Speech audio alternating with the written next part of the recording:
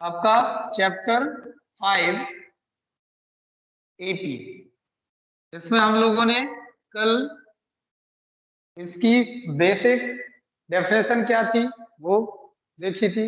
इसके बाद उसका टर्म्स कैसे फाइंड करते हैं, मैंने आपको बताया था कि यदि आपका कोई एपी है जिसका फर्स्ट टर्म आपका क्या है, ए है, नेक्स्ट टर्म ए प्लस डी है, ए प्लस 2d है, तो ऐसे ही आपका nth टर्म क्या निकल के आ रहा था, a plus N minus one into D. और यहां से आपको एक फॉर्मूला मिला था कि यदि किसी एपी का nth टर्म हमें फाइंड करना हो तो वो क्या होता है, a plus N minus one into D. ठीक है, ये था आपके पास। अब इस पर बेस्ड कुछ क्वेश्चन कर लेते हैं। ठीक है, तो चलिए एक दो क्वेश्चन इस पर बेस्ड कर लेते हैं तो थोड़ा सा ये टॉपिक और अच्छे से क्लियर हो जाएगा। ठीक है बेटा, तो यहाँ पर देखिए एक्सरसाइज 5.1 में आपकी एनसीईआरटी बुक से क्वेश्चन नंबर 4, क्वेश्चन नंबर 4 में देखिए जरा, ये कह रहा है which of the following are AP, if they form an AP find the common difference D and write 3 more terms. वो कह रहा है ये कुछ आपको एपी दी गई है, इनमें से कौन एपी है कौन नहीं है ये सबसे पहले देखना। तो उसके लिए तो हमें क्या करना पड़ेगा, आपके किसी दो कॉन्जिक्यूटिव टर्म्स का डिफरेंस आपको फाइंड करना पड़ेगा और देखना पड़ेगा क्या वो दोनों डिफरेंस इक्वल है या नहीं। यदि इक्वल है तो वो आपका एपी में होगा, अदरवाइज नहीं होगा। ठीक है, और यदि एपी में है तो उसका कॉमन डिफरेंस क्या है वो हम फाइंड कर चुके होंगे। और इसके बाद फिर उसने बोला कि आपको 3 मोर टर्म्स और भी फाइंड करने हैं, जो जहां तक एपी दी गई है उसके बाद 3 टर्म्स और भी फाइंड करने हैं। ठीक है, चलिए अब स्टार्ट करते हैं। जैसे आपका दिया गया क्वेश्चन नंबर 4 का फर्स्ट ही देख लीजिए, दिया गया है 2 4 8 16। इसको जरा चेक करते हैं कि क्या ये आपका एपी है या नहीं। ठीक है, तो इसको कैसे चेक करेंगे,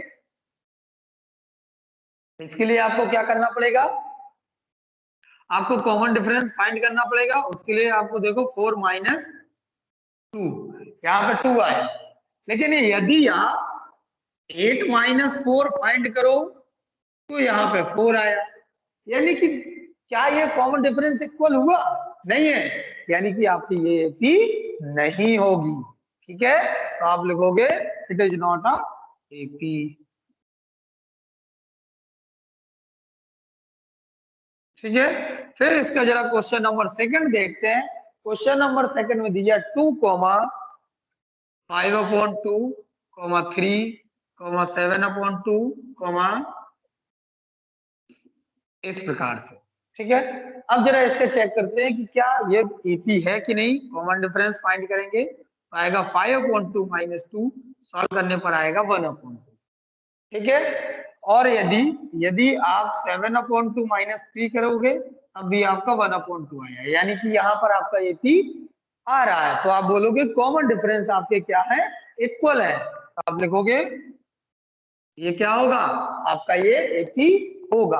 अब एपी होगा तो कॉमन डिफरेंस क्या है, कॉमन डिफरेंस 1/2 है।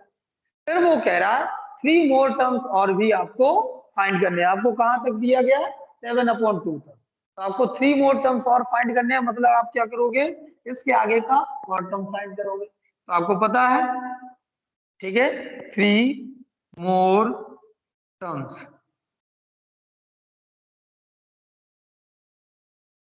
ठीक है, कैसे फाइंड करोगे, आपका जो सबसे लास्ट में जो टर्म दिया गया उसमें आप 1/2 ऐड कर दो तो आपका अगला टर्म आ जाएगा। फिर जो आए उसमें फिर 1/2 ऐड कर दो तो फिर उसके आगे वाला टर्म आ जाएगा, यानी कि आ जाएगा 7/2 प्लस 1/2, यानी कि 8/2 आ जाएगा, जिसको हम लोग 4 बोलेंगे। ऐसे ही आपका नेक्स्ट जो टर्म होगा वो क्या होगा, 8/2 प्लस 1/2, यानी कि हो जाएगा 9/2। ठीक है, ये आ जाएगा। फिर नेक्स्ट टर्म क्या होगा, 9/2 में फिर 1/2 ऐड कर दो तो ये हो जाएगा 10/2, यानी कि 5 हो जाएगा। ठीक है, इतना क्लियर हुआ बेटा, इतना क्लियर हुआ, इसमें किसी को कोई डाउट। सर जी एक बार फिर से बता दी। जो आपको टर्म्स दिए गए हैं यहाँ पे, इन टर्म्स में देखो, उसने बोला कि सबसे पहले तो ये बताइए एपी है कि नहीं है। यदि एपी, कैसे चेक करेंगे एपी है कि नहीं? एपी चेक करने के लिए हमारा सबसे बेस्ट तरीका होता है कि हम उनका डिफरेंस चेक कर लें। किसी भी दो कॉन्जिक्यूटिव टर्म्स का डिफरेंस इक्वल आना चाहिए। जैसे आपने 5/2 -2 किया तो 1/2 आया, फिर ऐसे ही 3 - 5/2 किया तो भी 1/2 आया, ऐसे 7/2 -3 करोगे तब भी 1/2 आएगा। यानी कि ये आपका कॉमन डिफरेंस ऑलवेज इक्वल आ रहा है, यानी कि एक ही होगी। जबकि यहाँ पे देखिए, यहाँ पे आपका 4 - 2 किया तो 2 आया, लेकिन 8 - 4 किया तो 4 आया, मतलब कॉमन डिफरेंस इक्वल नहीं है। और जब कॉमन डिफरेंस इक्वल नहीं है तो आप क्या बोलोगे? आप बोलोगे सर ये एपी नहीं होगी, ये तो एपी। अब एपी आने के बाद वो बोला कॉमन डिफरेंस क्या है, तो कॉमन डिफरेंस तो आप पहले फाइंड कर चुके हो, कितना है? 1/2। फिर उसने बोला कि 3 मोर टर्म्स और फाइंड करने हैं, मतलब इसके आगे के 3 और टर्म्स फाइंड करने हैं। तो आगे के 3 और टर्म्स कैसे फाइंड कर सकते हो? जो सबसे लास्ट वाला है उसमें कॉमन डिफरेंस को ऐड कर देंगे, तो 7/2 में 1/2 ऐड करेंगे तो 4 आ जाएगा।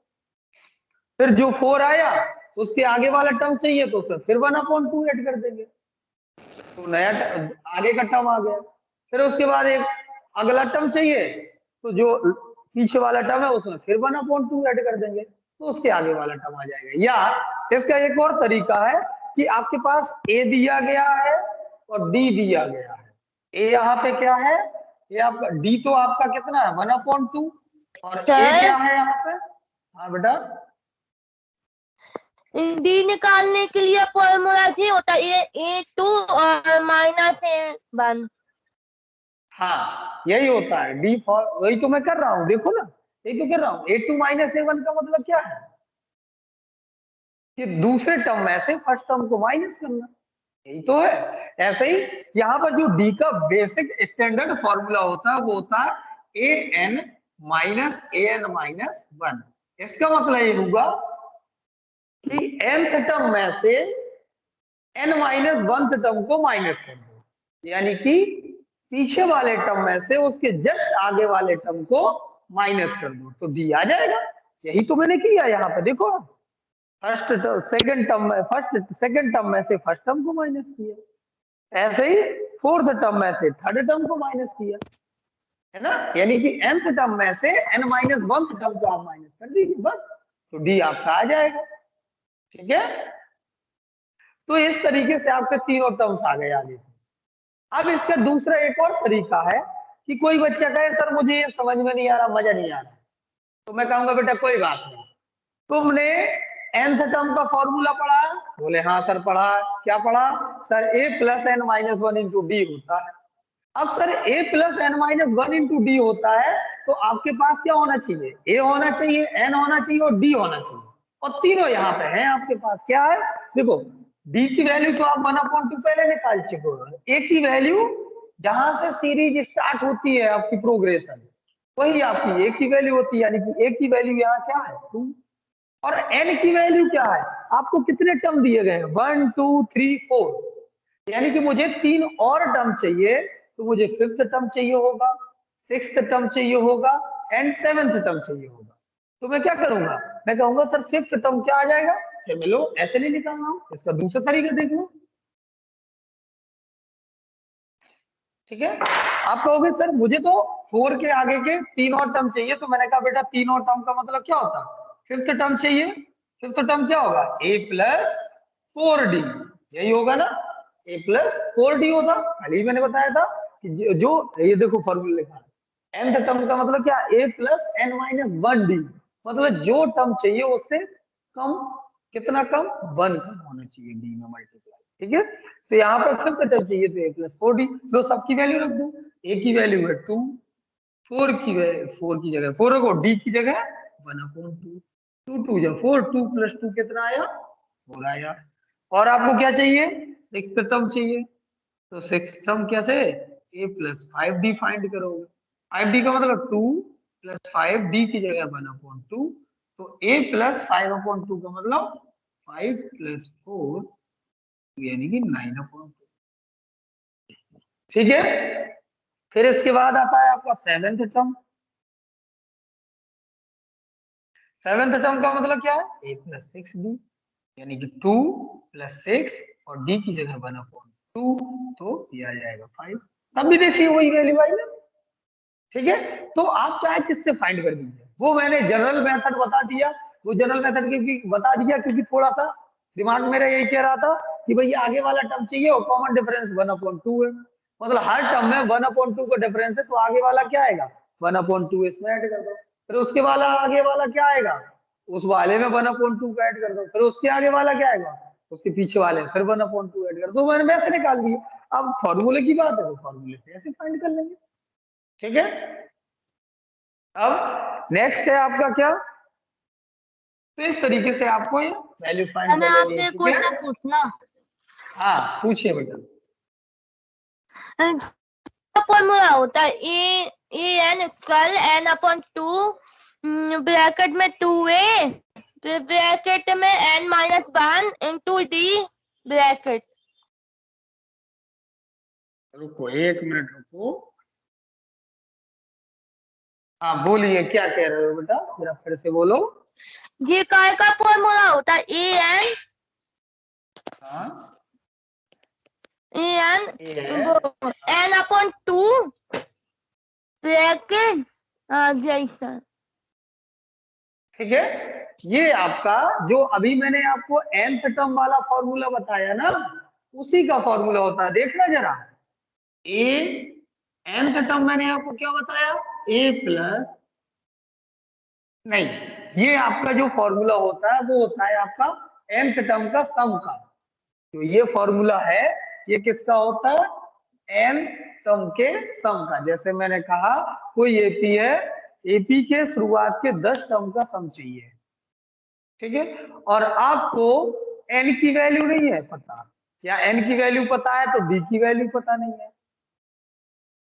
ठीक है। n की वैल्यू तो पता होगी, भैया मैंने कहा 10 टर्म का सम चाहिए, तो आप बोलोगे सर n तो 10 टर्म है, तो n की वैल्यू तो पता है, पर d पता नहीं है, कॉमन डिफरेंस पता नहीं है, और फर्स्ट टर्म दिया और लास्ट टर्म दिया, तो जब फर्स्ट टर्म दिया जाए और लास्ट टर्म दिया जाए लेकिन डी ना दिया जाए तब ये फॉर्मूला है। अभी वो आगे हम इस चीज का डिस्कशन करेंगे, अभी तो केवल हम nth टर्म फाइंड करना सीख रहे हैं, ठीक है। जब सम ऑफ nth टर्म की बात आएगी तब वहां पर हम ये सब चीजें डिस्कस करेंगे, ठीक है बेटा, ठीक है। Yes sir. हाँ अब चलिए, हाँ यहाँ पर एक बात और, तो आपका nth टर्म कैसे फाइंड करते हैं वो आपने सीख लिया। अब यहाँ पर एक क्वेश्चन और आता है, वो क्या क्वेश्चन आता है कि सर अभी तक क्वेश्चन में दिया गया, चलो ठीक है मैं बता दे रहा हूँ क्वेश्चन के थ्रू से ही बता रहा हूँ, अभी तक दिया गया 3, सपोज दैट ये आपकी एपी है, 3 5 7 9 और कहां तक,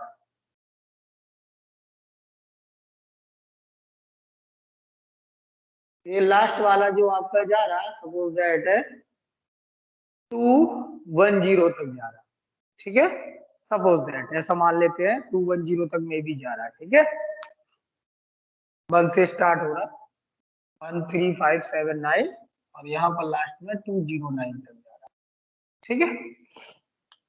और उसने कहा कि आपको पीछे से फाइंड करना है 10वां टर्म, उसने कहा आपको पीछे से फाइंड करना है फ्रॉम द लास्ट, आपको फाइंड करना है, उसने कहा फाइंड nth, या ऐसे में बोलते हैं find the 10th term from the last. अभी तक आपको जो टर्म फाइंड करने होते थे वो करने होते थे शुरुआत से, तो शुरुआत से आपने ये फॉर्मूला सीखा था कि a plus n-1 into D होगा, लेकिन लास्ट से यदि पूछा तो कहां से काम चलेगा, तो जरा मैं इसको जरा गौर से देखना, आपके पास जो एपी थी वो ये थी a plus D a plus 2d a plus 3d, and last जो टर्म था वो था a plus n-1 into D, यानी कि पीछे का जो टर्म था सबसे लास्ट में उसको क्या ले लिया मैंने एल ले लिया। क्या ले लिया? एल ले लिया। तो यहां पर लास्ट से एल टर्म आया, यानी कि अब मुझे यदि लास्ट से चलना है, अभी मैं यहां खड़ा हूं तो यहां से मैं चल रहा हूं चल रहा हूं चल रहा हूं और आगे जाके मुझे लास्ट मिलेगा। लेकिन बात यहाँ पे आगे से नहीं हो रही, बात हो रही यहाँ पीछे से। तो इसका मतलब मैं ऐसे चलूंगा, तो जब मैं इस तरफ से चलूंगा तो जो लास्ट वाला टर्म था वो मेरा फर्स्ट वाला टर्म कहलाएगा, और जो सेकंड लास्ट टर्म था वो मेरा सेकंड वाला टर्म कहलाएगा। यानी कि यदि मैं लास्ट टर्म को एल ले लूं तो सेकंड लास्ट टर्म क्या होगा? एल माइनस डी होगा, क्योंकि आगे वाले टर्म में डी ऐड हो रहा था। अब हम पीछे से आगे की ओर आ रहे हैं, अभी हम आगे से पीछे की ओर जा रहे थे, तो आगे से जब पीछे की ओर जा रहे थे तो डी को ऐड करते जा रहे थे, प्लस डी लिख रहे थे। अब हम पीछे से आगे की ओर आ रहे हैं तो माइनस डी करेंगे हर टर्म में। तो पीछे से जो पहला टर्म था वो कौन था? एल। पीछे से जो दूसरा टर्म था वो कौन था? L minus D. पीछे से जो तीसरा टर्म था वो क्या था?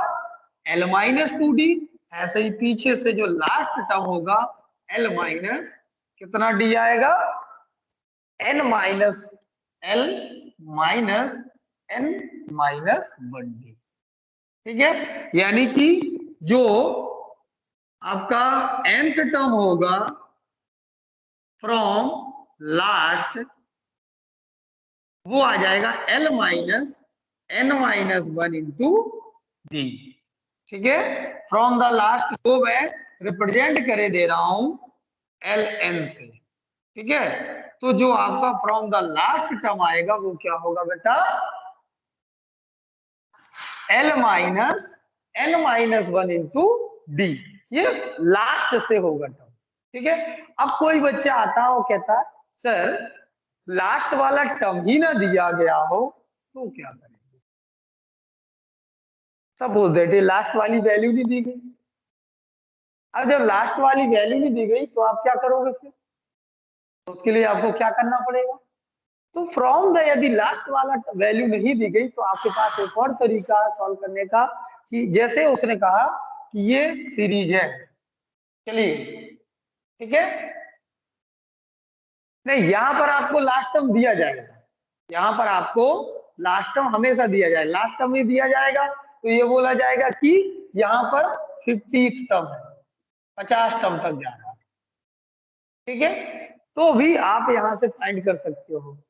तब ऐसे कैसे? जब आपको यहाँ पर लास्ट टर्म नहीं दिया तो आप क्या करोगे? लास्ट टर्म के लिए a plus N minus one into D वाला फॉर्मूला लगाओगे तो आप 50th टर्म निकालोगे, वही आपका लास्ट टर्म एल होगा और उसको यहाँ पे रख दोगे। तो आपका पीछे से जो भी टर्म आपसे पूछा जाएगा वो आपका आ जाएगा। एक और तरीका है कि यदि सपोज दैट आपने कहा कोई एपी है और इसी एपी को ले लेते हैं, यही एपी है और इसमें क्या है आपको लास्ट वाला टर्म जो है वो कितना दिया गया है? 209। आपने कहा सर मुझे इससे समझ में नहीं आया, मजा नहीं आया। तो मैंने कहा बेटा ठीक है तुम उसी से करो जिससे तुम्हें आता है। तो मैंने कहा बेटा एक काम करो, ये लास्ट वाला टर्म देख लो जरा कौन सा वाला है। तो आपने कहा सर ये तो बिल्कुल आसान है, ए की वैल्यू दी गई है 3, वो 1 दी गई है और डी की वैल्यू दी गई है 3 माइनस 1 यानी कि 2।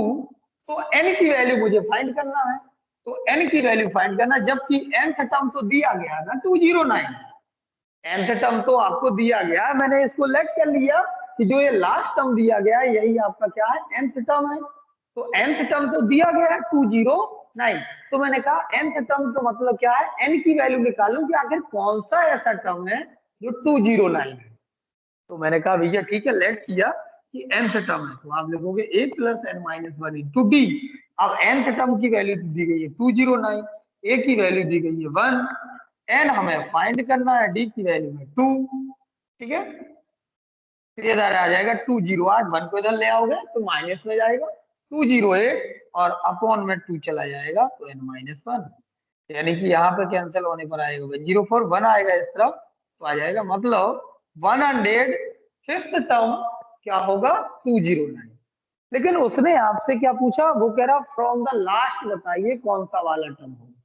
ठीक है, तो लास्ट से 10th टर्म आपको फाइंड करना है। तो आप क्या करोगे, जो टोटल नंबर ऑफ टर्म आए ना उसमें से लास्ट टर्म को माइनस कर दीजिए, यानी कि आप बोलोगे from the last the 10th term is, क्या होगा, लास्ट से यदि 10th टर्म निकालना है तो शुरुआत से कौन सा वाला टर्म होगा। टोटल टर्म कितने थे, 105, तो आप 105 में से कितने 10 टर्म को माइनस कर दीजिए और जो आए उसमें +1 ऐड कर दीजिए, यानी कितना हो जाएगा, 96 टर्म होगा फ्रॉम स्टार्टिंग। यानी कि आपको क्या करना है, यदि पीछे से 10वां टर्म फाइंड करना है तो आगे से 96 टर्म फाइंड करना, ठीक है।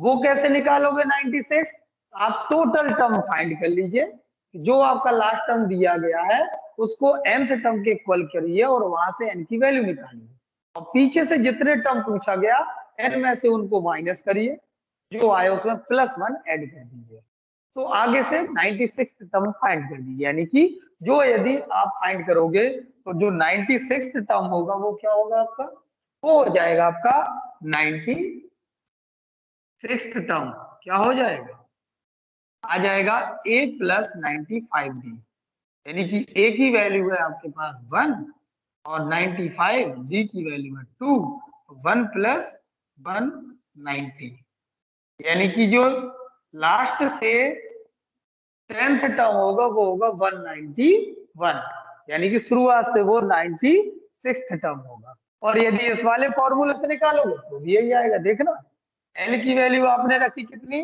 लास्ट टर्म 209 माइनस n की वैल्यू 10 - 1 इंटू d की वैल्यू 2, तो 209 माइनस 9 2 जा 18, ठीक है, क्या आ जाएगा, और 9 2 जा 18 को आप माइनस करोगे तो कितना आ जाएगा, 191।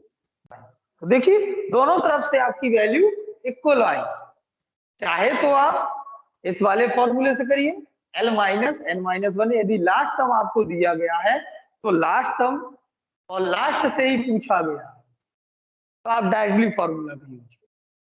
लेकिन यदि आप कह रहे हो सर उससे मुझे समझ में नहीं आ रहा, तो मैंने कहा बेटा पहले लास्ट टर्म जो दिया गया उसको nth टर्म लेट करके n की वैल्यू फाइंड कर लो और वो जो n की वैल्यू आए उसमें से L को माइनस करो +1 ऐड कर दो, जो टर्म आएगा वही टर्म आप आगे से फाइंड कर दो।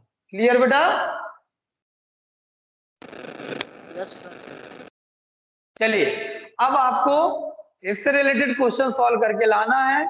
nth टर्म से रिलेटेड केवल आपको एक टॉपिक छोड़ देना, sum of nth term of AP, ठीक है, बस इस वक्त को टॉपिक को छोड़ देना, बाकी जितने भी nth टर्म से रिलेटेड क्वेश्चन है वो सारे के सारे आपको सॉल्व करने हैं, ठीक है बेटा?